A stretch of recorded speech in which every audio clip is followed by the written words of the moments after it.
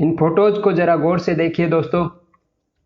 इन photos में जो चीज़ें दिखाई गई हैं, जो इक्विपमेंट दिखाया गया है, उसे आप देखकर समझ तो गए होंगे कि आज हम किस इक्विपमेंट के बारे में बात करने वाले हैं। और अगर नहीं भी समझे हैं तो आज आप इसके बारे में अच्छी तरीके से समझ जाएंगे। तो बने रहिए मेरे साथ। नमस्कार, मेरा नाम है महेंद्र कुमार सैनी और आप देख रहे हैं हम केसम टेक गाइड। दोस्तों, जिसके बारे में हम बात कर रहे थे, जिस फोटोज में जिनको दिखाया गया था, जिस उपकरण को दिखाया गया था, उसे कहते हैं गीजर, जो कि बाथरूम में पानी गर्म करने के लिए या होटल्स में के बाथरूम में पानी गर्म करने के लिए यूज किया जाता है। सर्दी के मौसम में नहाने के लिए या फिर अदर आप किसी भी दूसरे काम के लिए इस गर्म पानी को यूज कर सकते हैं। जैसे होटल्स में क्या होता है कि गर्म पानी से बर्तन धोने का काम किया जाता है। इसके टाइप्स जानेंगे, इसकी रेटिंग्स, कंस्ट्रक्शन, इलेक्ट्रिक सर्किटर, इसके पार्ट्स की टेस्टिंग और असेंबली, इस सब के बारे में जानेंगे। तो बने रहिए। इससे पहले हम कुछ और चीज़ें जानते हैं, जैसे कि इसके साइज जो होती है वो इसकी लीटर्स में मापते हैं, क्योंकि इसके अंदर हमको पानी गर्म लेना रहता है। तो हमको कितना गर्म पानी की आवश्यकता रहती है, उस हिसाब से हम इसका सिलेक्शन करते हैं। तो बाजार में ये 6 लीटर से लेकर 50 लीटर तक का आपको मिल जाएगा। इसकी वाट रेटिंग जो होती है वो लगभग 500 वाट से लेकर 4000 वाट यानी कि 4 किलोवाट तक का आपको बाजार में सिंगल फेज के लिए भी मिल जाएगा। ठीक है। उसके बाद में आपको टाइप्स बताते हैं कि गीजर के कितने टाइप्स होते हैं। तो गीजर को 2 टाइप से मोस्टली डिवाइड किया गया है। एक होता है ओपन लूप कंट्रोल गीजर और एक होता है क्लोज लूप कंट्रोल गीजर। अब इनमें फर्क क्या है? ओपन लूप कंट्रोल गीजर वो होते हैं जिनके अंदर किसी भी प्रकार का कोई कंट्रोल नहीं होता है, यानी कि अगर आपने इसको स्विच ऑन कर दिया लगा के, तो इसके बाद में ये पानी को गर्म करता ही रहेगा। इसके कट ऑफ जैसा कोई प्रोविजन नहीं होता है, या फिर सेफ्टी का कोई प्रोविजन नहीं होता है, कंट्रोल सिस्टम का कोई प्रोविजन नहीं होता है। बल्कि क्लोज लूप कंट्रोल सिस्टम के अंदर एक डिजायर्ड टेम्परेचर वाटर का आने के बाद में इसमें एक कट ऑफ का प्रोविजन रहता है, यानी कि इसके अंदर सेफ्टी ज़्यादा रहती है। यानी ये क्या करता है, टेम्परेचर को राइज करता है। ये ओनली टेम्परेचर को राइजिंग के लिए यूज किया जाता है, जबकि ये टेम्परेचर को मेंटेन करने के लिए यूज किया जाता है।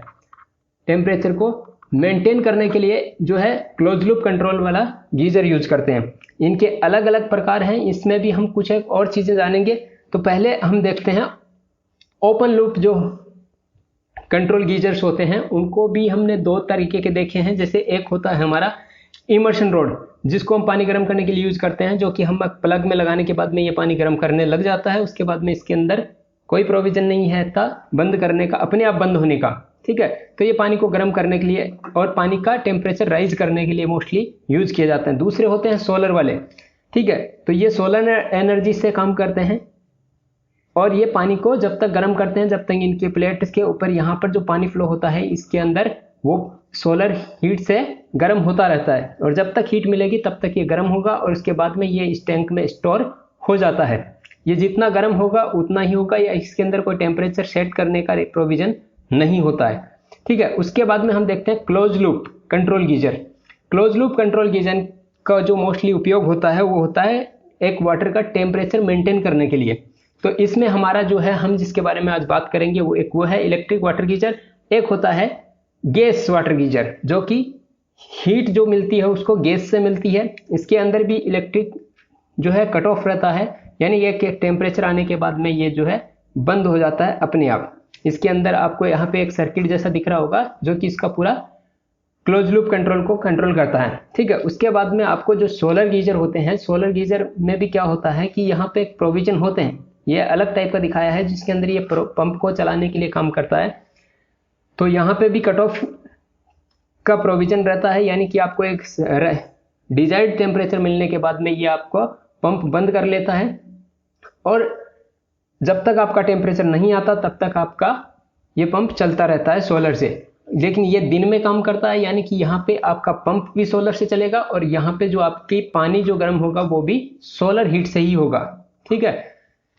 तो और एक के बाद में भी आपको एक ऐसा हाइब्रिड वाला जो है गीजर रहता है, जिसके अंदर आपको सोलर हीट से भी आपका पानी गर्म होता है। अगर आपका सर्दी के मौसम में जिस दिन धूप नहीं निकली है, उस दिन अगर आपको गर्म पानी चाहिए तो इसमें आपको इलेक्ट्रिक रोड का प्रोविजन भी मिलता है, यानी कि आप इसको इलेक्ट्रिक सप्लाई से जोड़ के, ठीक है, तो उससे आप इसमें पानी गर्म कर सकते हैं।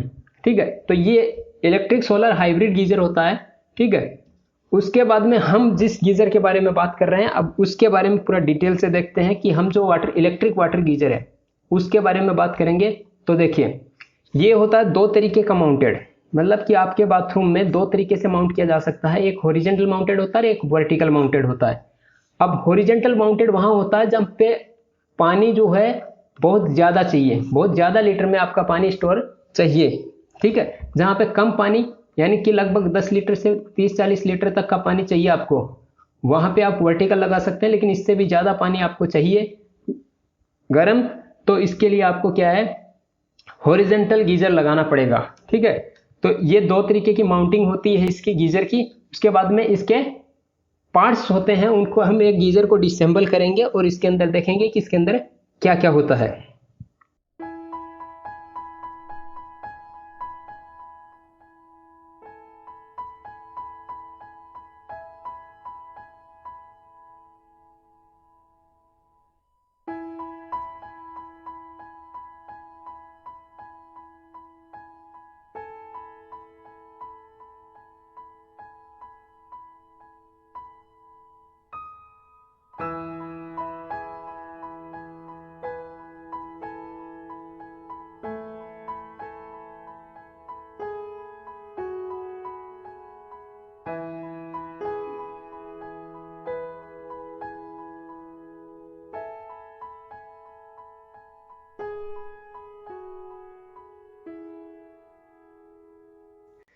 तो ये हमने डिसेंबल करने के बाद में देखा है कि इसके अंदर क्या क्या है। अब इसके बारे में बताते हैं। देखो यहाँ पे हमारा जो ये है, ये हमारा बाल्टी होता है जिसके अंदर हमारा पानी स्टोर होता है, गर्म पानी जो होता है वो स्टोर होता है। अब ये गर्म पानी जो है वो बाहर, इसका हीट जो है बाहर नहीं आए, ताकि हमारा जो है इलेक्ट्रिक पावर जो कंजप्शन होता है वो कम से कम हो, जल्दी से हमारा पानी गर्म हो जाए। इसके लिए हीट को हमें रोकना है। तो हीट रोकने के लिए हम यहाँ पे हीट इंसुलेशन इस बॉडी के ऊपर यूज करते हैं। और उसके बाद में ये हमारे दोनों साइड में कैप लगा देते हैं। ये इसका बॉटम एरिया है।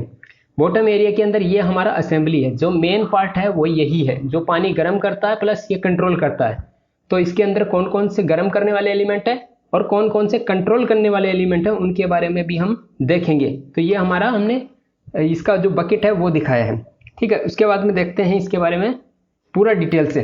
तो ये हमारा जो बकेट है वो है जो इसके अंदर हमारा पानी स्टोर होता है। इसको उल्टा करके लगाया जाता है अगर हमारा वर्टिकल माउंटेड है तो, ठीक है। तो इसके बाद में इसके अंदर ये जो असेंबली होती है जिसके अंदर हमारा कंट्रोल इक्विपमेंट वगैरह सब कुछ लगा रहता है, ये वही है जहां से पानी इनलेट करता है, पानी आउटलेट होता है, या फिर हमारे जो कंट्रोल एलिमेंट लगे रहते हैं वो है। तो ये जो दो पाइप हैं, इसमें एक पाइप होता है इनलेट करने का। अब इसमें से कैसे पता चलेगा कि कौन सा इनलेट करता है कौन सा आउटलेट करता है? तो इसके अंदर आप यहाँ पे देखिए, ठीक है। यहाँ पे से जो पाइप ऊपर से बेंड होके नीचे यहाँ पे आता है, यहाँ तक आता है, वो पाइप हमारा पानी इनलेट का होता है। क्योंकि पानी का जो राइजिंग पॉइंट है ये यहाँ पे इनलेट करेगा पानी, ये ठंडा पानी यहाँ पे इंसर्ट करेगा। और उसके बाद में यहाँ से, यानी कि ये जो है टॉप, ये यहाँ से पानी अंदर लेगा, ठीक है। यानी कि इस लेवल तक का पानी जो है हमेशा इसके अंदर भरा हुआ रहेगा, ठीक है। इतना लेवल का पानी इसमें भरा रहेगा। ऐसा क्यों किया जाता है? क्योंकि इसके अंदर लगा रहता है एक इमर्शन रोड, और इमर्शन रोड को चालू करने के लिए हमेशा इसमें पानी रहना जरूरी है। अदरवाइज पूरा खाली हो गया और इमर्शन रोड गलती से चालू हो गया तो ऐसे केस में हमारा इमर्शन रोड जो है खराब हो सकता है। इसके लिए इसके अंदर हमेशा जितना बड़ा हमारा इमर्शन रोड है होता है, उतना हमको इसके अंदर क्या रखना होता है कि पानी रखना होता है, ठीक है। तो इस तरीके से आप पता लगा सकते हैं कि कौन सी इनलेट पाइप है और कौन सी आउटलेट पाइप है। और यहाँ पे जो है हमारा कंट्रोल एलिमेंट के लिए होता है दो, इसमें थर्मोस्टेट होते हैं। वो दो थर्मोस्टेट को इन कराने के लिए यह पाइप दिया हुआ है, ठीक है। आगे के पार्ट्स में आपको बताएंगे कि थर्मोस्टेट जो है कैसे दिखते हैं और कहाँ पे कैसे लगते हैं। ये है हमारा थर्मोस्टेट। तो जो आपको बताया था, जो होल्स जो दिखाए थे आपको, ये होल्स, ये पाइप जो है उसके अंदर इंसर्ट हो जाता है, ठीक है। ये दो थर्मोस्टेट हैं, ये मैंने अलग अलग टाइप के दिखाए हैं यहाँ पे। तो यहाँ इसके अंदर ओनली दो ही लगेंगे। दो में एक होता है इसको नॉर्मल टेम्परेचर मेंटेन करने के लिए, ठीक है। एक इसका होता है नॉर्मल टेम्परेचर मेंटेन करने के लिए, और एक होता है एक्स्ट्रा इसका ओवर हीट सेंस करने के लिए। कि जैसे मान लो हमारा मेन नॉर्मल वाला जो है वो अगर फेल हो जाता है तो उस केस में हमको सेफ्टी देने के लिए हमको क्या है, एक एक्स्ट्रा जो है ओवरहीट थर्मोस्टेट लगाया जाता है। अब ये जो नॉर्मल जो रेंज वाला होता है उसकी जो टेम्परेचर रेंज होती है वो 55 से 55 डिग्री के बीच में रखते हैं नॉर्मली। ठीक है, यहाँ पे ये इसको सेट करने का टेम्परेचर हमको कितना मेंटेन करना है, यानी कि हमारा जो है पानी कितना टेम्परेचर पे स्टोर होगा, उसको सेट करने के लिए एक बटन जैसा होता है और इसको हम घुमा के सेट कर सकते हैं कि कितना डिग्री हमको चाहिए। और इसका मैक्सिमम जो रेटिंग होता है वो होता है 70 डिग्री। हम मैक्सिमम इसको 70 डिग्री पे सेट कर सकते हैं, लेकिन जनरली लोग इसको 50 से 60 के बीच में सेट करते हैं। ठीक है, ये कैसे काम करता है ये भी देखेंगे। और इसका जो है मैक्सिमम रेटिंग जो है 100 डिग्री होता है, 100 डिग्री सेंटीग्रेड होता है। इसको 90 से 95 के बीच में सेट करते हैं ताकि हमारा जो ये फेल हो जाएगा तो उसके बाद में जो है हमारा ये वाला काम करेगा। इसके सर्किट कैसे बनता है ये भी देखेंगे। ये दूसरे टाइप का है जो, यानी कि किसी या तो ये दोनों होंगे या फिर ऐसा वाला होगा। ठीक है, इसका कट ऑफ जो है यहाँ से होता है, ये इसका स्विचिंग है, यहाँ पे हम इसको कनेक्शन पॉइंट देते हैं और इसके अंदर यहाँ पे एक एनसी में काम करता है। यहाँ पे दोनों थर्मोकपल जो है वो एनसी है, नॉर्मली क्लोज रहते हैं। दोनों ही थर्मोस्टेट जो है एनसी में काम करते हैं। ये एनओ और एनसी दोनों टाइप के आते हैं। ठीक है, अब कैसे काम करता है, इसके अंदर एक लिक्विड भरा रहता है। ठीक है, मरकरी। अब वो मरकरी जैसे यहाँ पे हीट आएगा ना, हीट आने से क्या होगा कि ये इसके अंदर जो मरकरी भरा हुआ वो एक्सपेंड होगा। एक्सपेंड होके इसके अंदर जो पिन रहती है जो नॉर्मली क्लोज स्विच में रहती है उसको पुश करके यहाँ पे एनओ कर देता है। ठीक है, ये नॉर्मली ओपन कर देता है। इसको ओपन कर देगा तो हमारा स्विच सर्किट जो होगा वो कट ऑफ हो जाएगा। इसको पूरा डिटेल से आप समझ जाएंगे जब मैं इसका सर्किट बताऊंगा तब। ये यहाँ पे इसका नोब जो रहता है बहुत सारे गीजर्स में बाहर दिया रहता है कि आप इसका टेम्परेचर जो है मैन्युअली कंट्रोल कर सकते हैं। और कुछ जो गीजर होते हैं जो जिनमें ये जो प्रोविजन होता है टेम्परेचर सेट करने का वो अंदर में रहता है, यानी कि उनके अंदर एक बार सेट करके उसको असेंबल कर दिया जाता है, उसके बाद में उसमें बाहर से कोई कंट्रोल नहीं होता है। तो बहुत सारे गीजर्स हैं जिनमें बाहर भी ये टेम्परेचर कंट्रोल का प्रोविजन दिया जाता है। तो यहाँ पे ये जो है नोब रहता है जिसको आप सेट कर सकते हैं। ठीक है, तो ये हो गया हमारा थर्मोस्टेट। हर गीजर के अंदर दो थर्मोस्टेट होते हैं, एक होता है हमारा टेम्परेचर मेंटेन करने के लिए और दूसरा होता है हमारा हाई टेम्परेचर कट ऑफ के लिए, यानी कि सेफ्टी के प्रोविजन से। उसके बाद में आती है हमारी इमर्शन कॉइल जिसका काम होता है पानी को गर्म करने का। ठीक है, इमर्शन कॉइल जो जैसा नॉर्मल हीटर में होती है वैसे ही होती है। इसके अंदर यहाँ पे जो है अंदर में नाइक्रोम का एक रिंग भरा रहता है और इसके अंदर हीटिंग एलिमेंट है जिसको अगर हम सप्लाई से जोड़ते हैं तो ये जो है पानी गर्म करने लगती है। अब कैसे काम करती है इसके लिए मैंने इमर्शन रॉड के ऊपर एक अच्छा सा वीडियो बना रखा है। वो वीडियो का मैं यहाँ पे आई बटन पे भी दे दूंगा और डिस्क्रिप्शन में भी इसका लिंक दे दूंगा, तो वो वहाँ से आप अच्छे से समझ सकते हैं कि इमर्शन रॉड जो होती है वो कैसे काम करते हैं, इसका कंस्ट्रक्शन कैसे होता है, इसका टेस्टिंग वगैरह कैसे होता है, वो सब उसके अंदर पूरा डिटेल से बताया हुआ है। उसके बाद में देखते हैं इसके अंदर दो होते हैं इंडिकेटर। ठीक है, दो इंडिकेटर का यूज करते हैं, एक हमारे हीटिंग एलिमेंट को ऑन ऑफ करने के लिए और एक होता है हमारा ओवर टेम्परेचर के लिए। तो ये रेड वाला इंडिकेटर होता है वो होता है ओवर टेम्परेचर कट ऑफ के लिए, जिसको मैंने आपको थर्मोकपल में बताया था कि यहाँ पे जो थर्मोकपल जो कट ऑफ वाला रहता है ये वाला इसका इंडिकेशन देता है। ठीक है, और उसके अलावा ये हमारा जो है normal cut off on off के लिए जो हीटर ऑन ऑफ होगा वो हमारा जो नॉर्मल टेम्परेचर मेंटेन करने वाला थर्मोस्टेट है उससे ये ऑपरेट होता है। ठीक है, तो ये हमारा हीटिंग एलिमेंट ऑन है कि ऑफ है इस समय ये बताता है और ये बताता है हमारा कि हमारा जो हीटर है इमर्शन रॉड है वो ओवर हीट हो चुका है, यानी कि ये नॉर्मली क्लोज रहेगा, यानी इंडिकेशन देता रहेगा। जैसे ये बंद हो जाएगा तो पता चलेगा कि हमारा जो है ओवर हीट हुआ है। ठीक है, तो ये हमारे हो गए दो इंडिकेटर, यानी कि हीटर को ऑन ऑफ का इंडिकेशन है और एक ओवर टेम्परेचर का इंडिकेशन। इसके बाद में हम इसके अंदर जो हम एक गीजर के अंदर क्या क्या पार्ट होते हैं उसके बारे में देखते हैं। तो देखिए ये एक लगाते हैं हम इमर्शन कॉइल। ठीक है, उसके बाद में एक हमारा जो नॉर्मल टेम्परेचर कंट्रोल के लिए थर्मोस्टेट होता है, दूसरा होता है हमारा इमरजेंसी थर्मोस्टेट जिसके लिए मैंने बताया था कि वो 90 से 95 डिग्री सेंटीग्रेड के लिए सेट रहता है। उसके बाद में हमारे होता है एक हीटर का ऑन ऑफ का इंडिकेटर, उसके बाद में होता है हीटर का ऑफ इंडिकेटर, यानी कि ये हमारा ओवर हीट होकर ऑफ हुआ है। ठीक है, ये हमारे एक गीजर के अंदर पूरे पार्ट्स इलेक्ट्रिकली पार्ट्स लगते हैं। हम इलेक्ट्रिकली बात करें तो इलेक्ट्रिकली पार्ट्स ये सब लगेंगे।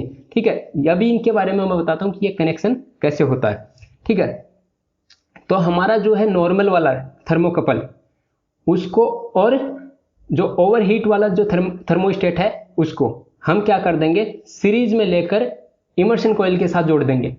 इमर्शन कॉइल को हम दे देंगे अभी न्यूट्रल, यानी ये हमारा मेन जो control circuit plus heating circuit.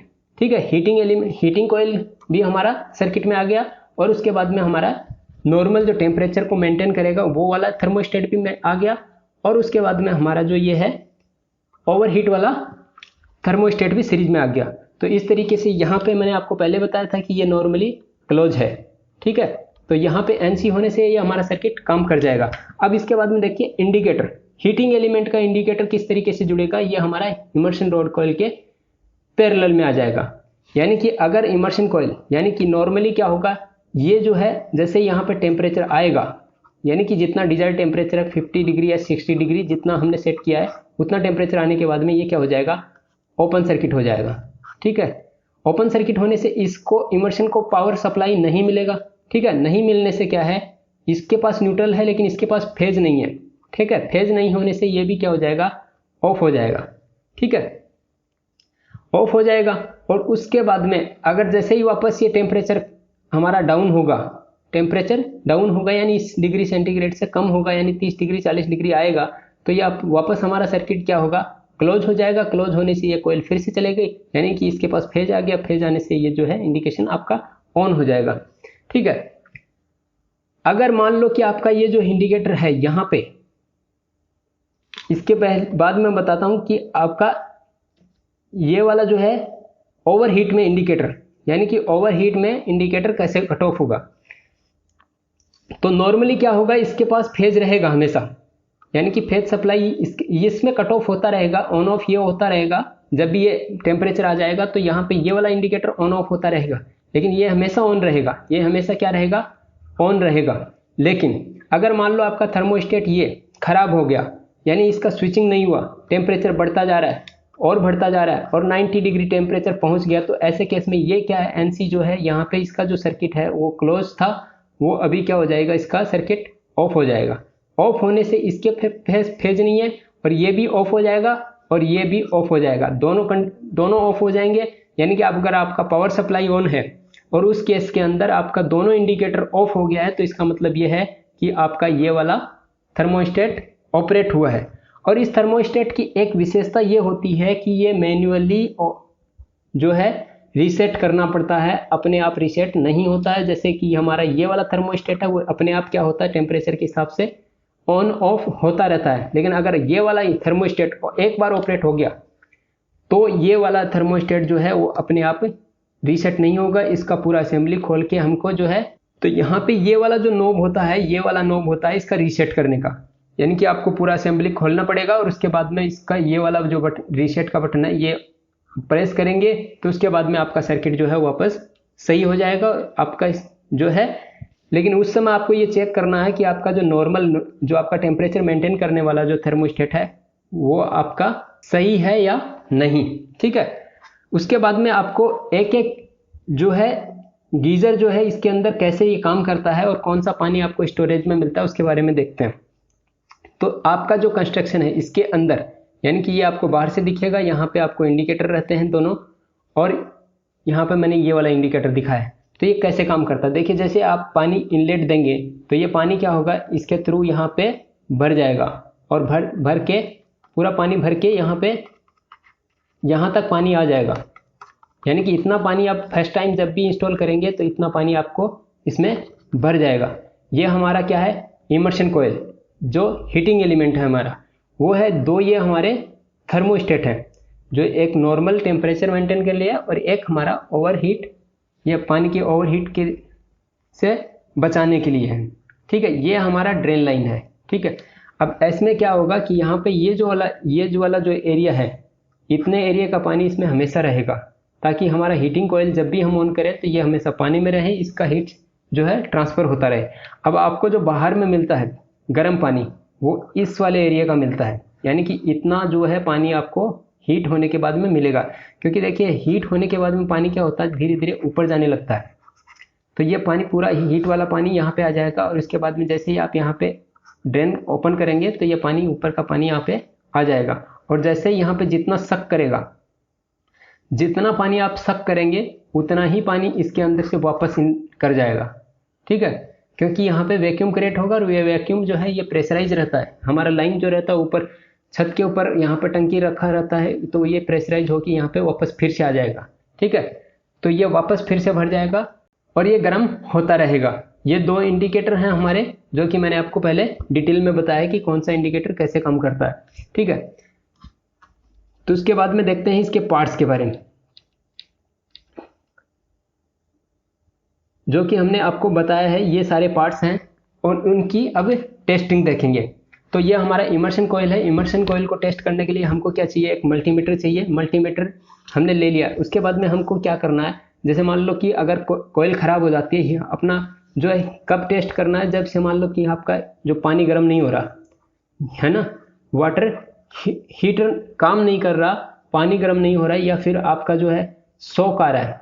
ठीक है, शॉक लग रहा है या फिर ऐसी कंडीशन हो जाती है, तो उस केस में आपको जो है इसको चेक करना होता है। तो चेक कैसे करेंगे कि इसको आप यहाँ पे कनेक्ट करेंगे और इसको आप यहाँ पे कनेक्ट करेंगे। ठीक है, इसको यहाँ पे कनेक्ट करने के बाद में आप दोनों को, इसको कंटिन्यूटी मोड में, यहाँ पे कंटिन्यूटी मोड है, ये कंटिन्यूटी मोड के अंदर इसको ऑन कर देंगे तो आपको पता चलेगा कि ये जो है ऑन है। ये आपका कॉइल जो है कहीं ओपन तो नहीं हुआ है। उसके बाद में आपको क्या करना है, ये तो इससे पता चलेगा कि आपका कॉइल अगर ओपन नहीं हुआ है तो आपका हीटिंग कॉइल काम करना चाहिए, यदि ओपन हो गया है तो काम नहीं करेगा। उसके बाद में आपको अर्थ फॉल्ट के बारे में चेक करना है, यानी कि अगर शॉक लग रहा है तो क्या करेंगे कि ये वाला जो एलिमेंट है यहाँ पे आप बॉडी पे टच करेंगे और उसके बाद में ये वाला जो है वायर हमारा किसी एक इस पे टच करेंगे, तो उससे आपको पता चल जाएगा कि कहीं ये अर्थ फॉल्ट तो नहीं है, यानी कि बॉडी कहीं फेज लीकेज तो नहीं कर रहा। ऐसे केस में भी आपको जो है इसका टेस्टिंग कर सकते हैं। उसके बाद में आप इसका शॉर्ट सर्किट का कोई प्रोविजन होता नहीं है मोस्टली इसके अंदर, यानी कि इसमें शॉर्ट सर्किट की पॉसिबिलिटी नहीं है। ठीक है, तो ये वाला जो नॉब रहता है, ये वाला जो नॉब है वो किसी इलेक्ट्रिकली काम नहीं आता है। ये इसको हमारी डिस्क पे असेंबल करने के लिए या फिर टाइट करने के लिए यूज होता है।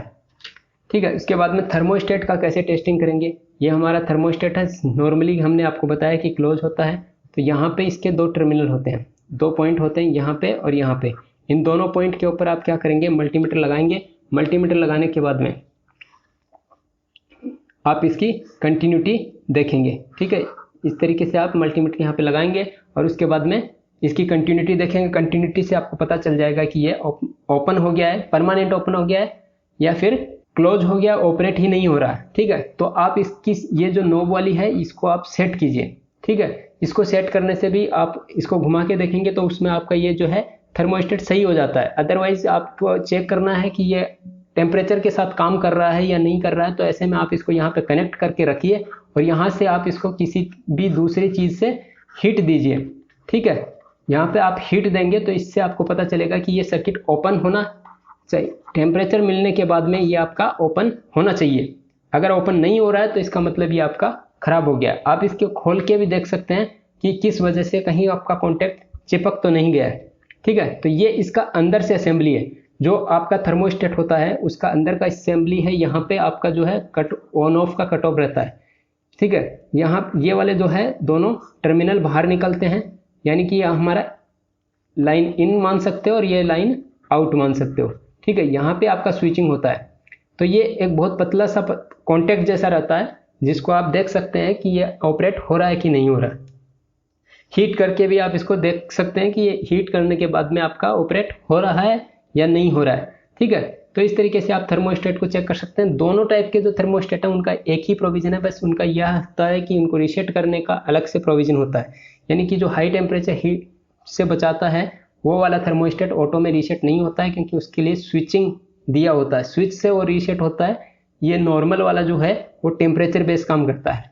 ठीक है, उसके बाद में आपको इमरजेंसी जो मैंने आपको बताया था, ये इस टाइप के भी लगे होते हैं किसी किसी में, और किसी किसी में इस टाइप का भी लगा रहता है। तो ये आप इसको टेस्टिंग कर लीजिए। इसके बाद में इसको देख लीजिए, आपका रीसेट करके और यूज कीजिए, ये आपका चल जाता है। लेकिन अगर आपका ये वाला ऑपरेट होता है, यानी कि ये वाला जो थर्मोस्टेट है, इमरजेंसी थर्मोस्टेट अगर ऑपरेट होता है तो इस समय आपको बहुत ज़्यादा ज़रूरत है कि आपका नॉर्मल वाला टेम्परेचर थर्मोस्टेट जो है वो ख़राब होने के चांस है, यानी कि वो बिल्कुल ज़रूर ख़राब हुआ होगा, इसीलिए इसको ऑपरेट होना पड़ा। ठीक है, तो ये सभी क्या है, इनके अंदर एक एक्सपेंडिंग मटेरियल भरा जाता है जिसके अंदर हीट पाने के बाद में ये जो है एक्सपेंड हो जाते हैं, जिससे इसकी स्विचिंग होती है। अब बताते हैं इनके अंदर जो इंडिकेटर होते हैं। मान लो कभी आपका ऐसा होता है कि आपका हीटर चल रहा है लेकिन आपका इंडिकेटर नहीं आता, कोई भी इन इंडिकेटर नहीं आते, कोई एक इंडिकेटर नहीं आता, तो उसके लिए आपको क्या करना है कि जैसे आपका मल्टीमीटर लीजिए, मल्टीमीटर लेने के बाद में आप इसके दोनों यहाँ पे चेक कीजिए। इसके अंदर एक छोटा सा बल्ब होता है जो सिंगल फेज का बल्ब, यहाँ पे इसमें जो यूज करते हैं वो 230 वोल्टेज का हम यूज करते हैं इंडिकेटर। तो आप नॉर्मली जैसे बल्ब को चेक करते हैं वैसे इसका कंटिन्यूटी चेक कर लीजिए। कंटिन्यूटी अगर आपको मिलता है तो आपका बल्ब सही है, कुछ लूज कनेक्शन देख लीजिए। अगर ऐसा नहीं है, आपको कंटिन्यूटी नहीं मिल रहा है, तो उसके बाद में आपको इंडिकेटर चेंज करना ही पड़ेगा। ठीक है, तो इस तरीके से आप सभी पार्ट्स को चेंज कर सकते हैं। ये इसका सर्किट मैं एक बार फिर से दिखा रहा हूँ यहाँ पे। तो किस तरीके से ये सभी, ये हमारा जो है मेन एलिमेंट जो है ये हमारे सब सीरीज में कनेक्टेड रहते हैं।